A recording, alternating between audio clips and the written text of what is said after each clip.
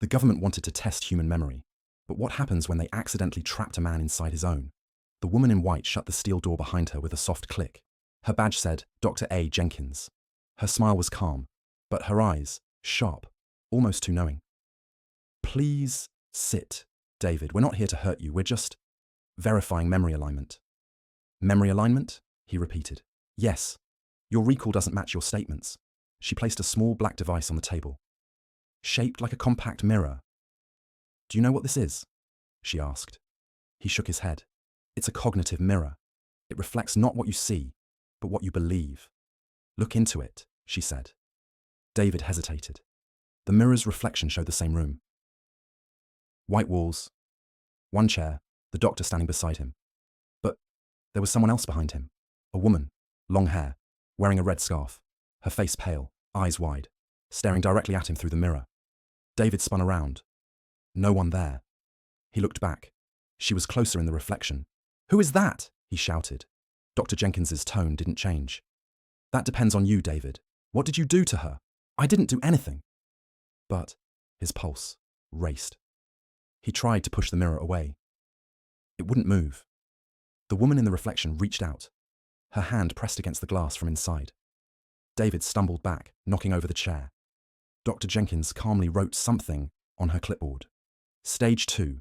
Trigger successful. Memory projection detected. Stop this, he screamed. She's not real. Dr. Jenkins looked up. Then why are you shaking? The lights flickered again. And this time, the woman's voice echoed faintly through the speaker. You promised you wouldn't tell them, David. David froze. I don't know who you are. Then tell me, David. Why does she keep appearing every time you say that? The speaker crackled, then switched off. The room fell silent. David stared at the mirror, and for the first time, his reflection was gone. When David blinked again, the white room was gone. He was sitting in a dim, concrete chamber. Bare walls, no mirror, no chair, no Dr. Jenkins, only a table. And on it, the black mirror device, still humming faintly. A voice came from the ceiling speaker, calm and familiar. Where am I? David whispered. The voice ignored him. David Cooper. Test Group 12B. Cognitive reformation for incident. Static. Subject denies accountability. David slammed his fists on the table. Enough! What incident?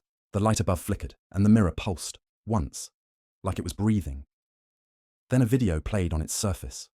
A room, familiar. Same white walls. David sitting on the other side of the table, with the woman in the red scarf beside him. Her voice was soft. You don't have to do this, David. Let's go to the police. Please. And then, a flash of motion, a shout. The image shook. The mirror went dark. David stepped back, trembling. No, that's not real. But the voice from the ceiling spoke again. You see it every night. You buried it, but it keeps resurfacing.